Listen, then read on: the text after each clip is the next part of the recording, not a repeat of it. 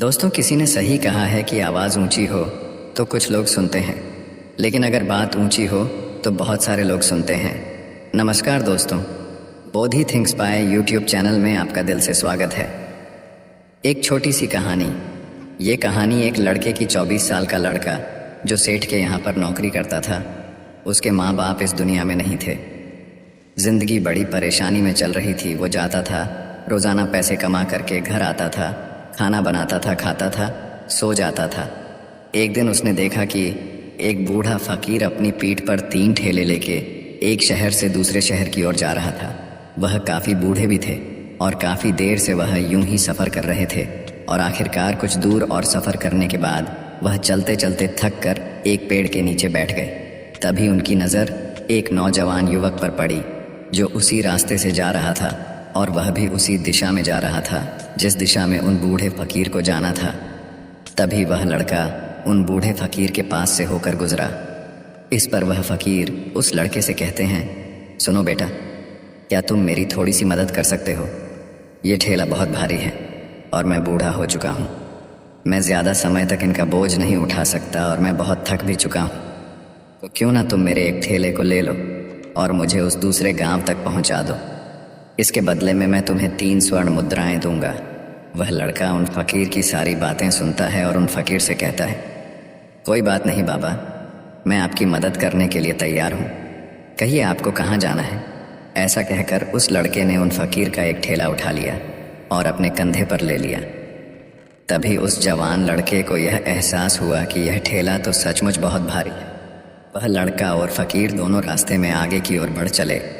कुछ दूर आगे चलने के बाद देखते ही देखते वह गांव खत्म होने लगा और अब एक सुनसान रास्ता आगे की ओर जा रहा था। वे दोनों अपने मार्ग में मस्त होकर आगे की ओर बढ़ रहे थे। जब भीड़ से पूरी तरह से अलग हो गए तो वह लड़का उन फ़कीर से कहता है, बाबा, इस ठेले में आखिर ऐसा क्या रखा है जो ये ठेला इतनी वज़न है?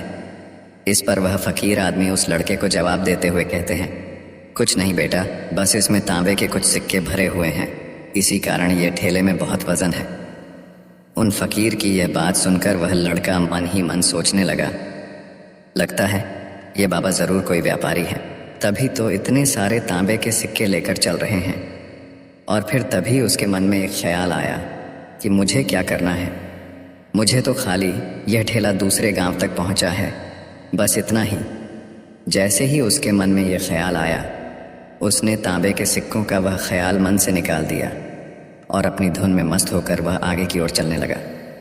चलते चलते कुछ और समय बीता और वे दोनों एक नदी के किनारे जा पहुँचे। वह लड़का हट्टा कट्टा था और काफ़ी चुस्त और तंदुरुस्त भी था, इसलिए वह बिना सोचे समझे उस नदी में उतर जाता है, किंतु वह फ़कीर अब भी किनारे पर ही खड़े थे।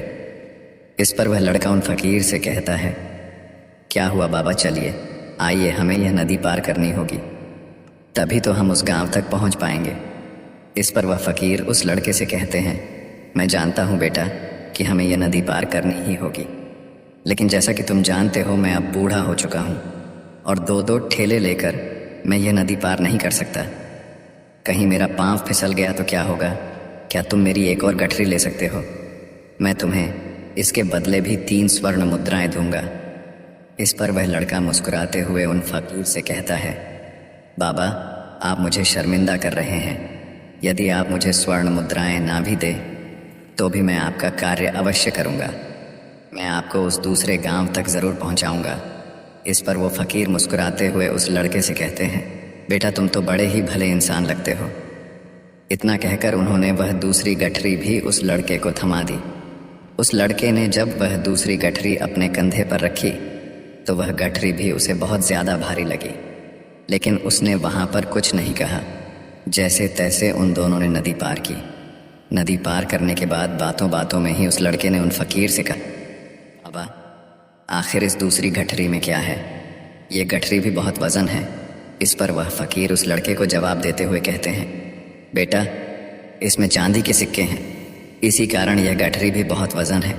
उन फ़कीर की यह सारी बातें सुनकर अब उस लड़के का दिमाग तेज़ी से काम करने लगा था।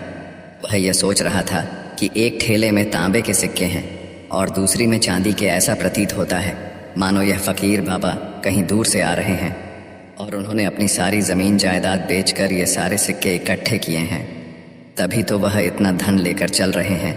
लेकिन वह लड़का उन फ़कीर से कुछ नहीं कहता और वे दोनों चुपचाप मार्ग में आगे की ओर बढ़ते चले जाते हैं। कुछ दूर आगे बढ़ने के बाद एक बार फिर एक सुनसान राह आती है।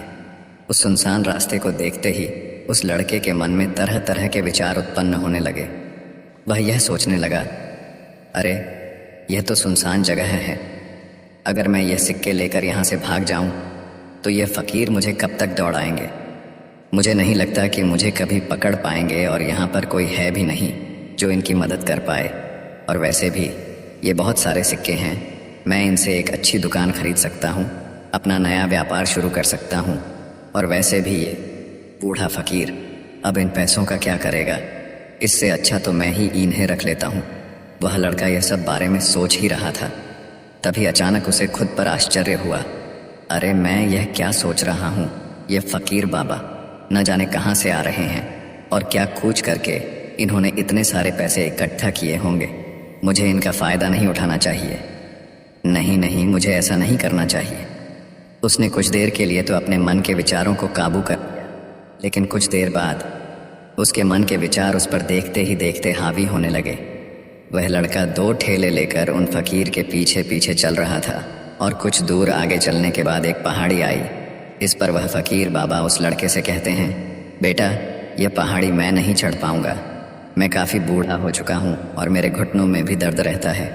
यदि तुम मेरी तीसरी गठरी भी ले लो तो मैं तुम्हें 3 और स्वर्ण मुद्राएं दूंगा, लेकिन याद रखना इसे कहीं गिराना मत, कहीं ये गठरियाँ खुल ना जाए। इस पर वह लड़का उन फ़कीर से कहता है, क्यों बाबा, आखिर इसमें ऐसा क्या है। इस पर वह फ़कीर उस लड़के से कहते हैं, बेटा इसमें स्वर्ण मुद्राएं हैं। यह सुनकर वह लड़का मन ही मन बहुत प्रसन्न हुआ। उसने चुपचाप वह गठरी भी उन फ़कीर से ले ली और देखते ही देखते वे दोनों मार्ग में आगे की ओर बढ़ने लगे। अब वह फ़कीर बिना कोई वज़न लिए हुए आराम से पहाड़ की चढ़ाई पर चढ़ रहे थे, किंतु वह नौजवान लड़का जो पीछे था वह वज़न के कारण बहुत धीरे धीरे चल पा रहा था। लेकिन जब से उसने सोने का नाम सुना था उसका मन तो छलांग मार रहा था। वह मन ही मन सोच रहा था, अगर मुझे यह सारा धन मिल जाए तो मेरा पूरा जीवन तो आराम से कट जाएगा। वैसे भी यह बाबा तो बूढ़े हो चुके हैं, भला इन्हें इतने पैसों की क्या ज़रूरत है, इनका जीवन तो वैसे भी कट चुका है। मैं एक काम करता हूँ, ये सारे पैसे लेकर यहाँ से भाग जाता हूँ। लड़के के मन में अनगिनत विचार उठ रहे थे। लड़के का मन अब उसकी बुद्धि पर पूरी तरह से हावी हो चुका था और उस लड़के का मन अपनी बात को सही साबित करने के लिए उससे कुछ भी कह रहा था। और तभी उस लड़के के मन में एक और विचार उत्पन्न हुआ और अब की बार वह लड़का यह सोच रहा था, लगता है यह फ़कीर बाबा कोई चोर है, वरना इनके पास इतनी सारे स्वर्ण मुद्राएं कहाँ से आएंगे।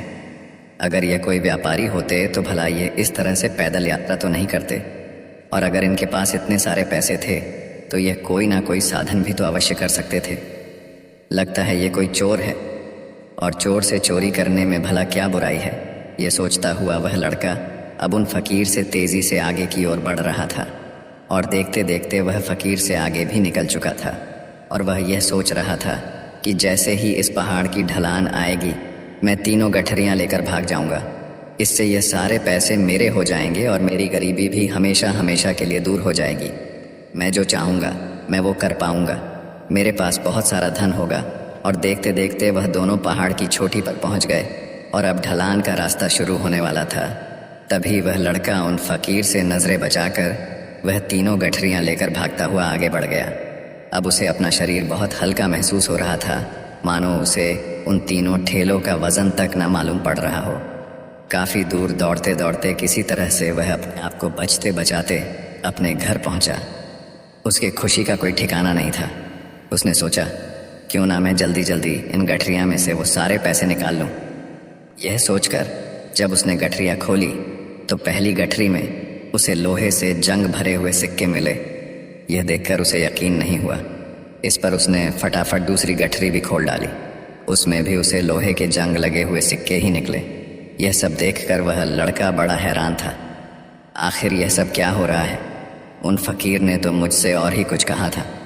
अब उसने वह सोने वाली गठरी खोली और उसमें भी लोहे के जंग लगे हुए सिक्के ही निकले।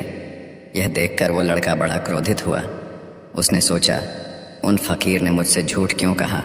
उन्होंने मुझसे ऐसा क्यों कहा कि एक में तांबे के सिक्के हैं, एक में चांदी के और तीसरे में स्वर्ण मुद्राएं हैं। वह यह सब सोच ही रहा था कि तभी उसकी नज़र उस थैले में पड़े एक पत्र पर पड़ी। उसने वह पत्र उठाया और उस पत्र में लिखा था, यह पूरा नाटक ईमानदार व्यक्ति की खोज करने के लिए रचा गया है और मैं इस राज्य का राजा हूँ। मेरी कोई संतान नहीं और इसीलिए मैंने यह षड्यंत्र रचा है ताकि मैं अपने राज्य में किसी एक ऐसे ईमानदार व्यक्ति की खोज कर सकूं जो मेरे बाद इस राज्य का राजा बन सके और इस राज्य भार को संभाल सके। और इस राज्य का भार वही संभाल सकता है जो पूरी तरह से ईमानदार हो, जिसके मन में किसी प्रकार का कोई लालच ना हो। इतना पढ़ते ही वह लड़का जोर जोर से चिल्लाने लगा। वह सर पकड़कर बैठ गया। वो यह जानता था कि यदि वह अपने मन के विचारों पर काबू कर लेता तो उसका जीवन संवर सकता है, लेकिन वह अपने मन के विचारों पर काबू नहीं कर पाया। दोस्तों, महात्मा बुद्ध कहते हैं कि मन ही सब कुछ है। आप जो सोचते हैं वही बनते हैं। इसलिए आपका सबसे बड़ा दुश्मन भी आपको उतना नुकसान नहीं पहुंचा सकता जितना कि आपके मन के यह अनियंत्रित विचार पहुंचा सकते हैं। महात्मा बुद्ध कहते हैं, अपने भीतर ध्यान से देखो। हमारे भीतर जो विचार चल रहे हैं वही विचार शब्द बनते हैं और शब्द कर्म के रूप में प्रकट होते हैं।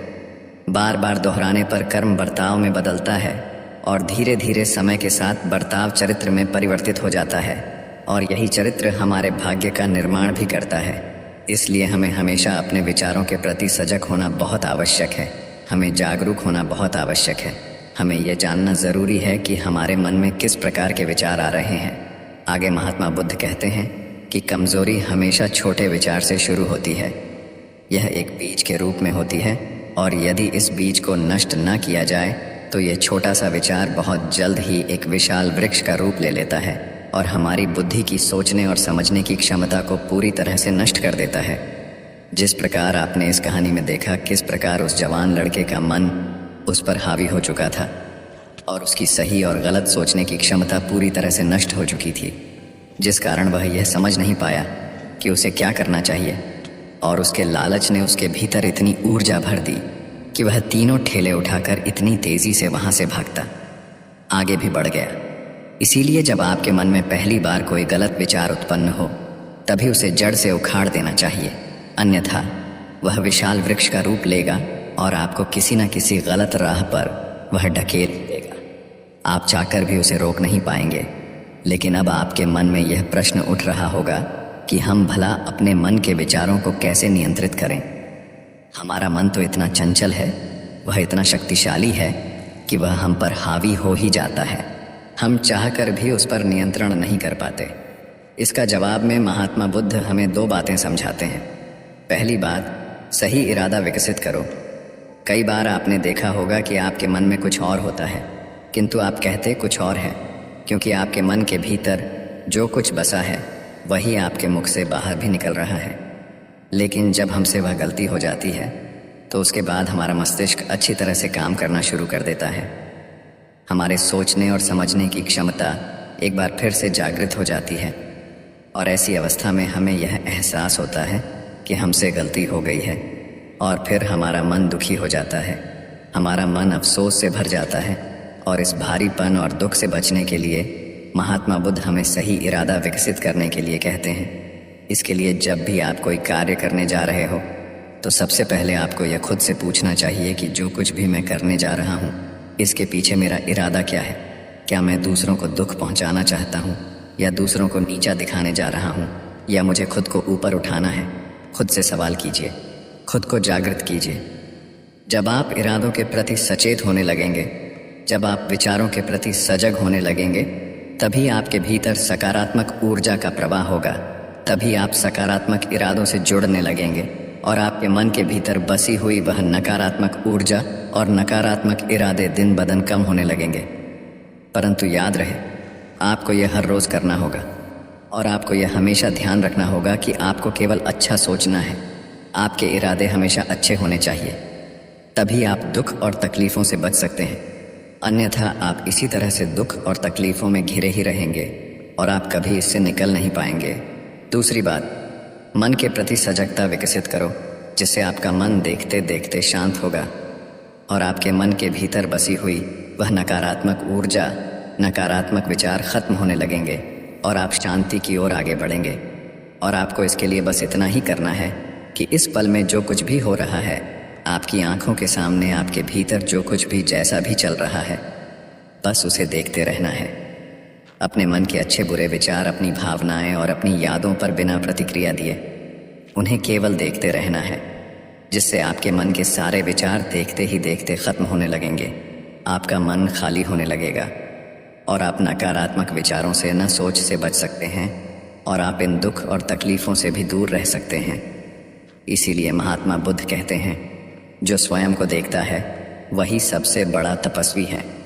अर्थात जो अपने मन में चल रहे उन विचारों को बिना प्रतिक्रिया दिए हुए केवल देखता है और उन पर कोई भी प्रतिक्रिया नहीं करता, बस उन्हें देखता और समझता है, वास्तविकता में वही मन पर नियंत्रण भी कर सकता है और वही अपना जीवन सुखी और खुशहाली तौर पर जी सकता है।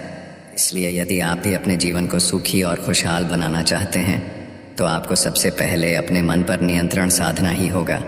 अपने मन को खाली करना ही होगा।